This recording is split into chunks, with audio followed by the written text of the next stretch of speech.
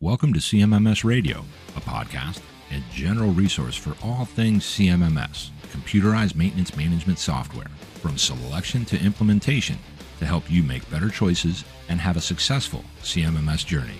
We'll bring in experts along the way to help us learn more about CMMS, facilities operations, and much more. If you need help with the CMMS project, send a message at cmmsradio.com using the What's on Your Mind link. Suggest a topic, share your CMMS story, or ask questions. This episode is sponsored by Upkeep, purpose-built for maintenance, reliability, and operations teams. Our mobile-first CMMS and asset operations management solution puts work orders, inventory, and asset info in the palm of your hand. Designed for ease of use and adoption, Upkeep aligns your team for peak business performance. Transform your operations. Transform your success with the multi-platform solution of Upkeep. Visit upkeep.com/CMMSradio to receive a dedicated custom discovery session. Thank you, everyone, for tuning in. Today, we are joined by Hallie Haupt. She is Director of Marketing at IQmanufacturing. She's a content creator. She's Events Committee Chair for WAIAM. That's Women of Aerospace Industry Association of Michigan. And that's pretty cool stuff because aerospace and defense, lots of parts. We definitely know manufacturing's going on, lots of QA and all these things. And on CMMS Radio, we're interested in maintenance management, and manufacturing of any kind always hits that space really, really well. Hallie, welcome to CMMS Radio. Hi, Greg. Nice to talk again. It's great to be here. Yeah, it's awesome having you on. You know, I see you're on LinkedIn pretty actively, and I see some of the people that you're connected to. Just cool stuff. And, you know, what we love here on CMMS Radio, well, I know I love it, and that's journey stories. So I'd like to first talk about how your journey started and how it led you to where you are right now. Sure. So are we right from the beginning? Well, you could pick any spot, but I think for me, I know going from high school into college, there were some things that kind of influenced you and brought you to where you are. So I'm pretty stoked to hear about that. Yeah, definitely. So I got to this industry initially on accident. I tell everyone this. I went to community college. I was going for media and communication, so I'm really into like the photography and the graphic design and some of that marketing as well. And when I was going through college, I was like, what am I going to do with this afterwards? Like, how am I going to use this degree that I went to school for and paid for to get somewhere in life that I wanted to be? And when I graduated, I was just kind of looking for something different. I was working at McDonald's during college. I hated food service, absolutely hated it. I wanted to get out of it. And the school that I worked at was hiring. So I was doing some clerical work after that. And when COVID shut everything down, schools were one of the first things to shut down. And I sat at home for, I think, a month. And I was like, I can't do this anymore. I am a busybody. I can't sit at home. So I had some acquaintances in the industry who needed some help. It was a small shop, maybe 4 or 5 people. There wasn't really much room for growth there, but I really liked the industry. So after about a year of being there, I switched over to IQ, and I've been here almost 3 years. Nice. Yeah. And so there's one part of that backstory that I've heard. We discussed it a little bit before, but the way on one side, quote unquote, like kind of spitballing here, on one side of the hall was where your typical coursework was happening. Mm-hmm. And then right across the hall, something else was happening that made you kind of go, I'm kind of interested in that. Can you tell us that part? Yeah, so when I first got to this industry, I knew nothing about it. Like, I didn't know how certain things were made. Like, there's things I touch every single day that are made in shops like the one I work in, and I didn't know this until I got here, essentially. But as I think back on how I got here, I realized that like my classes at school were in the advanced technology building. So I was in there were 2 different parts of this building. So one side was like the advanced computer classes, like the media and the videography and photo and stuff like that. And then on the other side was like the machining. And there was an ice cream machine over there, and I am a ice cream, like I love ice cream. I'm going to get it tonight probably. And I went over to this ice cream like vending machine, and I was walking through the hallway, and I was like, what are they doing over here? it was like machines. There was like some, I'm actually not sure exactly if it was a laser or if it was like welding, but I saw something going on and I was like, what are they doing over here? And then I look back on that and I'm like, oh my God, that was my sign, you know? Like, I don't know if you believe in signs, but like, I was like, this is my sign. I knew at that moment that I was going to end up here at some point, and I just didn't realize it until I got here. So yeah, thank you to the ice cream for that. Yeah, yeah. Well, it sounds like ice cream is making the world go round Yeah. in a way. In fact, like when I think about that, a lot of times whether I'm talking to guests, monologue, or even if I'm not on the podcast, I think about like maintenance, manufacturing, all the people in industry, Yeah. frontline workforce, and how that really makes the world go around. And this is a little bit of a dig, but at the same time, it's just an observation where it's really weird how a lot of industry at certain levels loses visibility to that, to the critical importance of the people on the front line, the people that are doing the work, the people that are on the plant floor. And with CMMS in particular, computerized maintenance management software, all these different things that are happening, I'm thinking about like the work orders and the job orders and how things are being tracked with parts and all these different things to get these parts to actually exist in a quality that can be used on an airplane or some other critical piece of equipment when it comes to A&D and everything else that's around us. All we got to do is look around. So that's Yeah. where it's really happening. But ice cream definitely plays, right? This is true. So, what I wanted to also ask is what is your favorite thing or things about being in the manufacturing space? So I think my favorite thing that I always tell people is I like to see how a raw piece of material can turn into something that you wouldn't even imagine. We have some pretty cool parts out there on our floor, and I look at like the raw piece that I'm ordering and then I see what they make and I'm like, what, how did you guys do this? Because like I'm not well versed on machines. I don't know what they're doing. I know what could go on what machine, but that's where my knowledge stops. So when I see what like they make and I see it on the table and I'm like, oh my God, this thing's cool as heck. I wish I could take pictures of it all, but some of the stuff we can't because of our security stuff. But it's really, really cool, and I love to see that.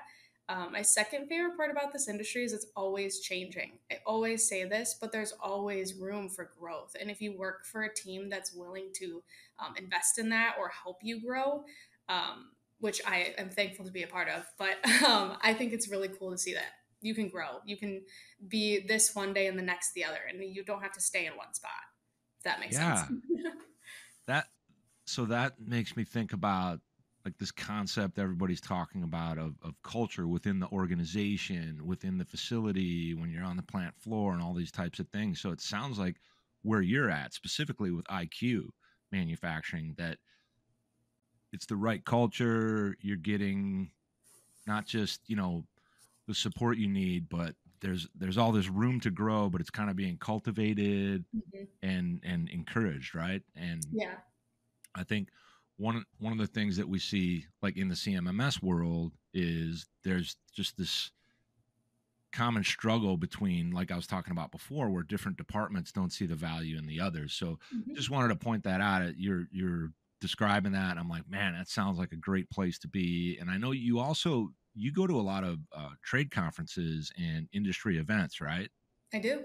So one of the things I've always noticed when I'm at those events and talking to those people, like yourself or otherwise, is that there's a certain mentality and almost like an excitement around manufacturing, maintenance and reliability and all these things. It's almost like it's like a subculture.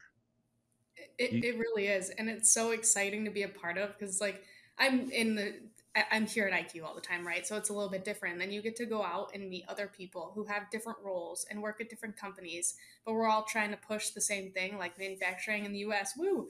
But I just really love being there and seeing that excitement, and like it's just exhilarating to be a part of it. I really do love it. for sure, for sure. It's good stuff. It's good stuff. So now I wanted to ask, what are you seeing when it comes to the skilled trades gap across the manufacturing industry, and any ideas on how that gets fixed or improved? So I think anyone in this industry will say it. The skills gap is a huge, huge problem.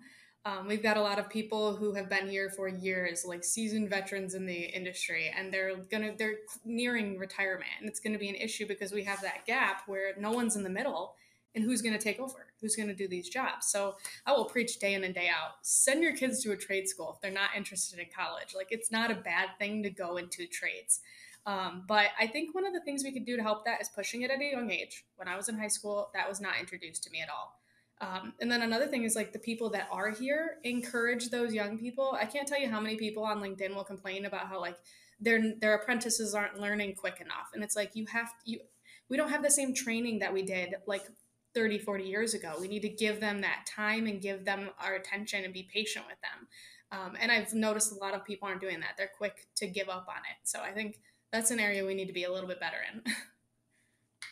I like that, because what I mean by when I say I like that is it's an excellent observation in how it's almost like we're moving too fast and we want all that instant gratification. We've got all these great tools and the internet and all this blah, blah, blah. But the problem that causes is we lose the development or the interest in these areas of work and life too early. And then it's almost like that window closes way quicker than it ever did before. So I think when you talked about like being in high school or even junior high, we just don't see that as often as we used to. So for example, with me, when I was in junior high, I mean, there were VOTEC classes, things like that. And especially in high school, like I remember going to high school and I was like, oh man, yes, I can take wood shop. I could take metal shop. You could never get into metal shop. That thing filled up so quick. It was ridiculous. And you learn these things about the real world, right? Things that you can touch and feel. And you're talking about raw materials. How do they turn into this? And it was so interesting. And I just don't see that anymore. Auto shop, like something like that, where you can learn auto mechanics or maybe even body work, different things like this. It's so rare to see it at a high school now. And I think that is one way that we could improve things, is just bringing that stuff back. And then everybody else, like within communities, maybe they can talk about stuff.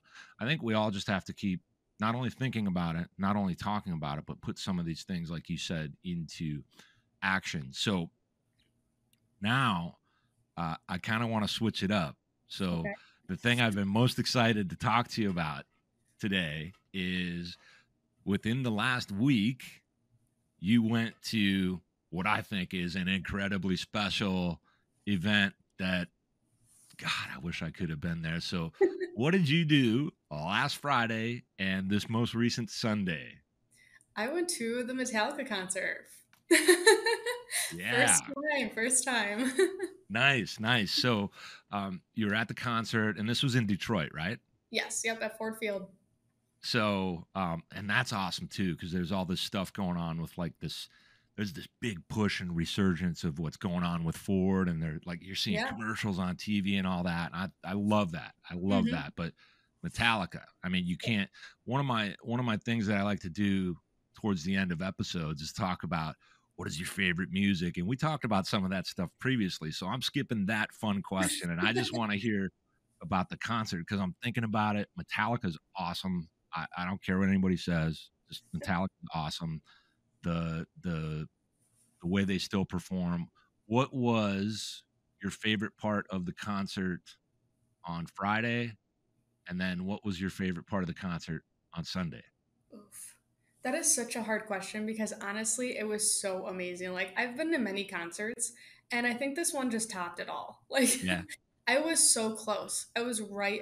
I like got 4 guitar picks. Like, that's how close I was. Like, it was amazing. And like, I'm part of the younger generation, so people always judge me. They're like, you listen to this type of music? And I'm like, yeah, this is the music. Like, they don't make music like this anymore. What are you talking about? But if you don't like Metallica, you are just missing out. And if you're in this industry, you're also missing out, because Metallica has a foundation called All Within My Hands Foundation, if I'm saying that right, and it's pushing trades. Yeah, you did a post on that recently. Yeah, I shared their most recent post. That is really cool. I think I also noticed there was a post I was going to ask you about. You did a post that was this week. I think it was 2 days ago. I'm slacking this week, so. Oh yeah. Also part of the fun question list where somebody recently asked you what your thoughts and perspective is on work-life balance and whether it can even be achieved. It was you. So talk That to me post about was that. you. Yeah. So what was that all about, and what is your perspective when it comes to that? Whether we're in your world of manufacturing or we're talking about how do we fit in our Metallica concert, because I personally think that's critically important to the Oh, well-being of individuals. yes. Yeah, when you asked me that, you asked me like, how do I handle work-life balance? And I was like, I don't. I'm literally the worst person to like ask that question. It's hard. Trying to be a full-time employee, and then I also have a side business on the side, and then trying to have like that social life and be with friends and family. It's hard. But I told someone the other day that I thrive in chaos. So I don't know if that's just me trying to like justify all the craziness going on in life, but I think it is important to take time for yourself when you can.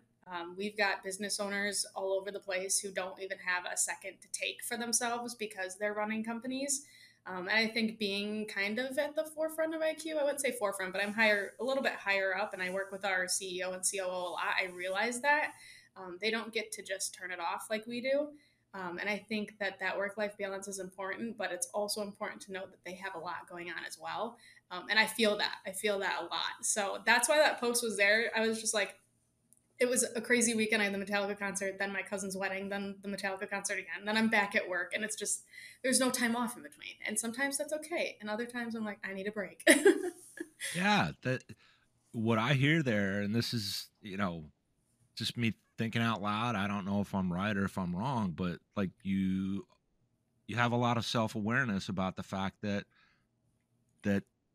these are things that are just there, and you have to find ways forward. You try not Mhm. to get bogged down, and it almost sounds like you're kind of up for that juggling act, so to speak. Yep. And you're kind of into it. It is what it is, and I'm going to get through it. Whereas other people might run into burnout and all that. But see, I think going to the Metallica concert, even though you had to mix in the wedding over the same weekend and it was busy and run and all that, Mhm. there were lots of moments of fun, lots of moments of kind of being able to think. I know for me, and everybody's like, why does Greg keep talking about Metallica? Because if you consume Metallica's music, aside from knowing their story, the backstory, and all those cool things, there's some pretty powerful stuff in there, not just in the music itself, but in the lyrics and all that. Mhm. And man, just the fact that they're involved in anything that promotes and pushes the skilled trades, Yeah. I think that's amazing.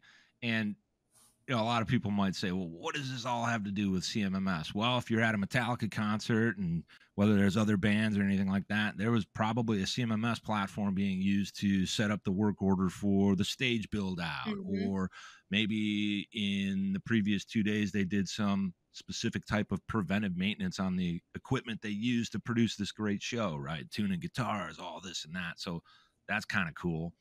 Now, one other question I have on the fun question list is favorite sport or hobby. And it could be like a sport that you just watch. It doesn't have to be one that you play. But what is your favorite sport and or hobby? I would say right now, if you asked me 2 years ago, this answer wouldn't be the same, but I'm really loving football. Mm-hmm. I Mm-hmm. love football. I wouldn't say I'm a Lions fan if you were going to ask that. They have been kind of disappointing in the past. Now, I won't say this year isn't good, but I really do enjoy watching football. Now, there's a lot that goes into it, like these plays or like the terms and stuff. But I like sitting on the couch and just watching it. It's more exciting than like baseball. And sorry to baseball fans, but I can't watch it on TV anymore. What about in person? In person, I can go in person. In person, it's fun. Yeah, Events like that are always fun in person.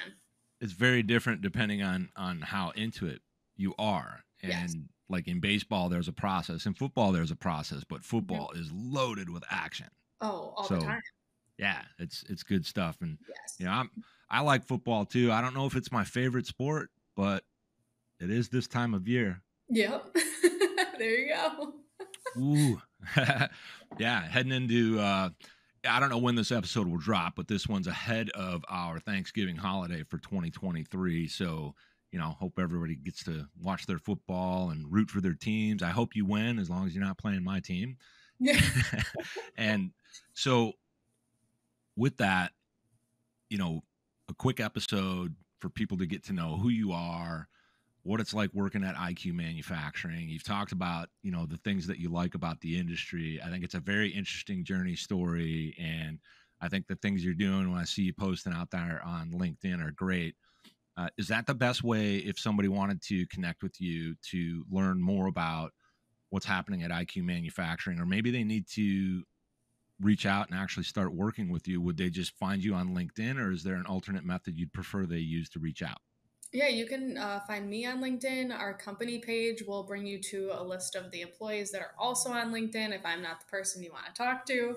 But at the bottom of all my posts, I have my email, I have our website, I have many forms of ways of contacting us. So LinkedIn's probably the best way if you want to find me some way or another. Very cool. Very cool. Well, as we're heading into the holiday, again, don't know when I'll drop this. It's probably going to be a few weeks, but we'll keep this one short. It's Friday, and you need to get about your weekend and start remembering your great experience with Metallica. Heck yeah. Well, I've been watching the videos all week, so. That's so awesome. Hallie, I'm so stoked that you were able to join me today, and we finally got to record this episode, and maybe we'll do it again in the future, but really appreciate you, and I hope that we can do it again someday. Absolutely. I appreciate you as well. Happy to be on. And anytime you need me on here, I'll be on. All right. Throw the horns. Yeah. Did you find this episode helpful? Please send us some feedback, suggest a topic, or ask a question. Reach out to CMMS Radio if you need a co-pilot on your CMMS project. Visit CMMSradio.com and use the What's on Your Mind link. Thank you for tuning in to CMMS Radio, your resource for all things CMMS, from selection to implementation, to help you make better choices, learn from industry experts, and have a successful CMMS journey.